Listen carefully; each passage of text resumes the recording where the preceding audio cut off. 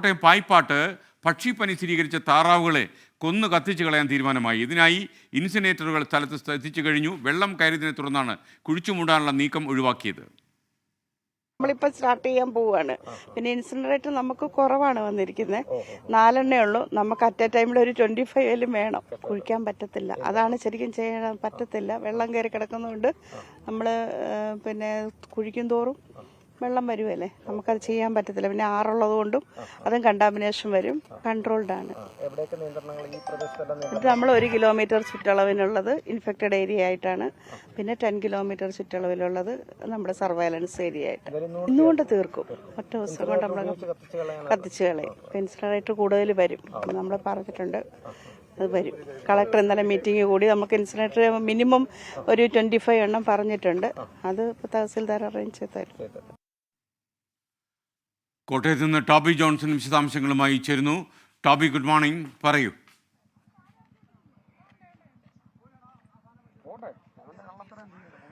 Good morning. എന്തായാലും പായിപ്പാട് പഞ്ചായത്തിലെ 1-ാം വാർഡിലാണ് ഈ പക്ഷിപ്പനി കഴിഞ്ഞ ദിവസം സ്ഥിരീകരിച്ചത്. ഭോപ്പാലിലേക്ക് അയച്ച സാമ്പിളുകൾ പോസിറ്റീവാണ്. H5N1 എന്ന് പറയുന്ന പക്ഷിപ്പനി ബാധിച്ചിട്ടുണ്ടെന്ന് കണ്ടെത്തുകയായിരുന്നു. ഈ കർഷകനായിട്ടുള്ള ഔസേബ് മാത്യു എന്ന് പറയുന്ന ആളുടെ താറാവുകൾക്കാണ് ഈ ഒരു പക്ഷിപ്പനി സ്ഥിരീകരിച്ചത്. എന്തായാലും ഇപ്പോഴത്തെ ഇവിടെയുള്ള ഒരു പ്രതിസന്ധി എന്ന് പറയുന്നത് ഈ കഴിഞ്ഞ ദിവസം ഉണ്ടായ മഴയെ തുടർന്ന് ഈ പ്രദേശത്ത് വെള്ളം കയറുന്ന ഒരു സാഹചര്യമുണ്ടായി. ഇതോടെ ഈ സംസ്കരണ ജോലികൾ അല്പം വൈകിയിരിക്കുകയാണ്.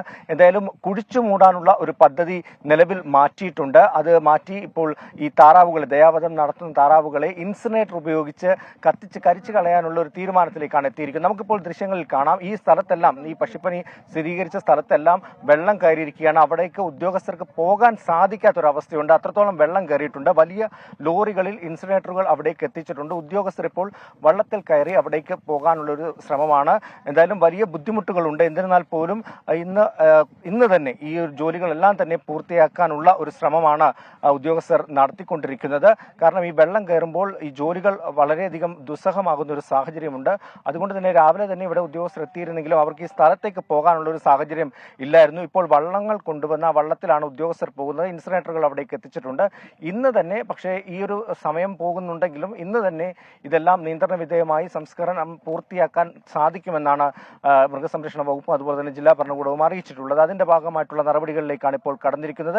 എന്തായാലും സാധാരണ ചെയ്യുന്നത് പോലെ കുഴിച്ചു മൂടി സംസ്കരിക്കാൻ, ദയാവധം ചെയ്യുന്ന താറാവുകളെ കുഴിച്ചു മൂടി സംസ്കരിക്കുന്ന ഒരു നടപടി ഇവിടെ സാധ്യമല്ല. അതിനുള്ള കാരണം ഇത് തന്നെയാണ്. 2 ദിവസമായി, കഴിഞ്ഞ ആഴ്ചകളിലൊക്കെ ശക്തമായി മഴ പെയ്തതിനെ തുടർന്ന് ഈ പ്രദേശത്തെല്ലാം വെള്ളം കയറുന്ന ഒരു സാഹചര്യം ഉണ്ടായിരുന്നു. അതുകൊണ്ട് തന്നെ ഇവിടെ ഇത്തരത്തിൽ കൊല്ലുന്ന താറാവുകളെ അതിനെ സംസ്കരിക്കുന്ന, അത് ശാസ്ത്രീയമായി തന്നെ കത്തിച്ചു കളയാനുള്ള ജോലികളിലേക്കാണ് കടന്നിരിക്കുന്നത്. എന്തായാലും വളരെ ദുസ്സഹമായിട്ടുള്ള ഒരു ജോലിയിലേക്കാണ് ഇപ്പോൾ ഉദ്യോഗസ്ഥർ കടന്നിരിക്കുന്നത്. ഉദ്യോഗസ്ഥർ വള്ളത്തിലാണ് ഇപ്പോൾ ഇവിടെ നിന്നും ആ സ്ഥലത്തേക്ക് പോകുന്നത്. അതിന്റെ ദൃശ്യങ്ങളാണ് നമ്മളിപ്പോൾ കണ്ടുകൊണ്ടിരിക്കുന്നത്. ടോബി, വേറൊരു കാര്യം, ഈ ഗാന്ധി പരാമർശത്തിൽ ദീപിക ദിനപത്രം ഇന്ന് കടുത്തൊരു എഡിറ്റോറിയൽ എഴുതിയിട്ടുണ്ടല്ലോ, അത് ചർച്ച ചെയ്യപ്പെടുന്നുണ്ടോ?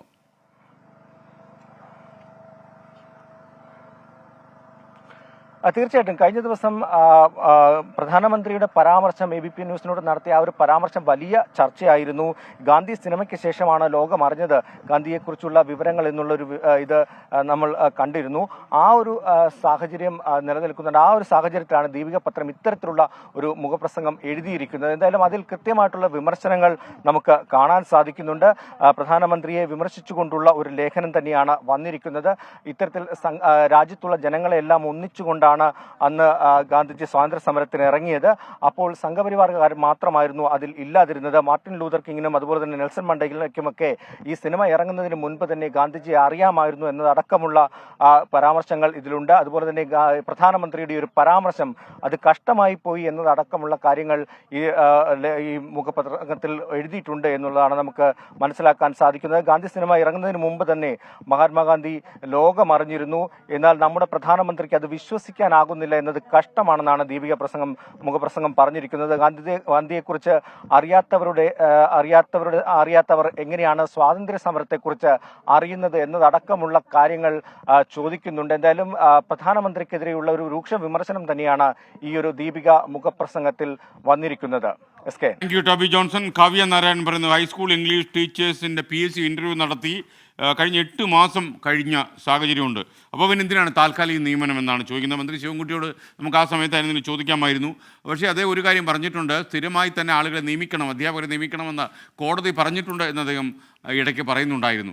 എന്തായാലും അദ്ദേഹത്തോട് ഞാൻ ഈ കാര്യം ചോദിക്കാം. ഇപ്പോൾ സമയം 9:53:18 വിധി ദിനത്തിൽ 24 മാജിക് ജൂൺ 4 ചൊവ്വാഴ്ച രാവിലെ 5 മണി മുതൽ 24-ൽ.